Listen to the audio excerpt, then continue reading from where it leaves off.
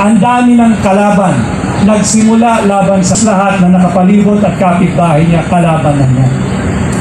They talk about peace, they talk about truce. Sure, certainly, absolutely, they must.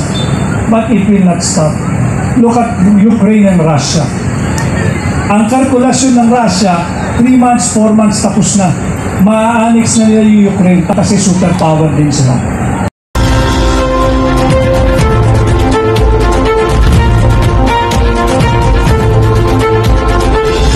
Armored vehicles ang nakapasok sa ang mapayapa sanang umaga ng mga residente. Dito mga kabayan, dinadaos ang luksa ng bayan Cebu na kung saan ay hindi namin inasahan na sa aming pagdating dito mga launa ay kakaunti lamang ang tao. Ang akala namin ay mahina na ang mga Duterte. Pagdating na mga alas 4, biglang dumadami ang mga tao ng Cebu. Kaya dito po mga palangga, hindi namin inaasahan na sobrang mainit pa. Kasing mainit pa sa kape ang mga taga-suporta ng dating Pangulong Rodrigo Roa Duterte. At kung ikaw ay bago pa lang sa aking YouTube channel, huwag kalimutan na mag-subscribe at makipindot sa notification bell para updated ka sa mga pangyayari. Let's go! So, solusyon, tayo makipag-usap. Diplomatic, bilateral, yung pakikipag-usap sa pagitan ng Pilipinas at China lang. Huwag makikialam.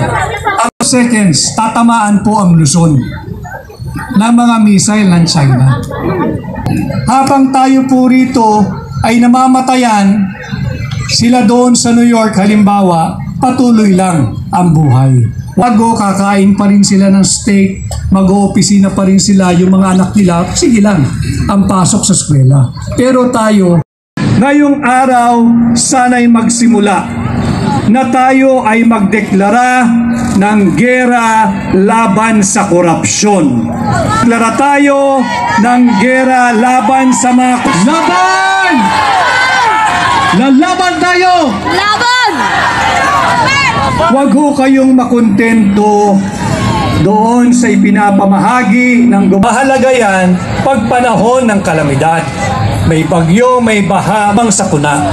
Subalit ang ayuda ay hindi kailanman magiging ekolisiya ng gobyerno. Dahil hindi ka mamigay lang ng mamigay ng pera kung wala naman itong at pinagkakakitaan. Yung ayuda ho ay inaabuso nila at ginagamit lamang pagkatao para bilhin ang inyong boto. Tama. Para bilhin at tapakan ang inyong dignidad. Sino ba naman ho, ako o kami sa akbang ng maisog, pangunahan ang inyong desisyon? Kung kayo ho ay masaya na sa plasang ito, nung mula pagkabata hanggang ngayon, hindi natin pinangarap na paglaki natin, pagtanda natin, ang pangarap natin makatanggap sa ayuda mula sa pamahalaan. Life. We all deserve a better government. We all deserve. That is why Hakbang ng Maisog is here to speak for you, to fight for you. And kakaisa. Kinakailangan po tayo sa accountability. Dinalapastangan po nila ang ating saligang batas. Sinubukan nilang gahasain, hindi lamang ang kaba ng bayan na patuloy nilang ginagahasa. Sinubukan din po nilang gahasain at patuloy po nilang susubukang gahasain ang ating saligang batas ng huwad na People's Initiative tungo sa Peking Charter Change. Huwag po kayong pumayag. Ang atin po itong patuloy at sama-samang tutulan. Huwag ho kayong maniniwala na kinakailangang galawin ang Constitution para pumasok ang mga foreign investors at pumasok ang mga dayuhang mga ngalakal. Kahit po palitan ang ating saligang batas, for as long as we have an inept and corrupt government, hindi po papasok yung mga tunay na mga mamumuhunan, hindi po sila papasok. At hanggat ang gobyerno ay patuloy sa kanilang warmongering, kinaladkad na po tayo sa bingit ng digmaan. Kalaban ang kanilang napastananin ang ating saligang batas dahil ang layunin lamang nila ay mapanatili ang kanilang sarili, ang kanilang angkan, ang kanilang pamilya. DNA runs very, very strong in the Marcos Romualdez clan. Do everything and they will utilize anything. Wag ho kayo. BBM resign! BBM resign! BBM resign! BBM resign! BBM resign! BBM resign!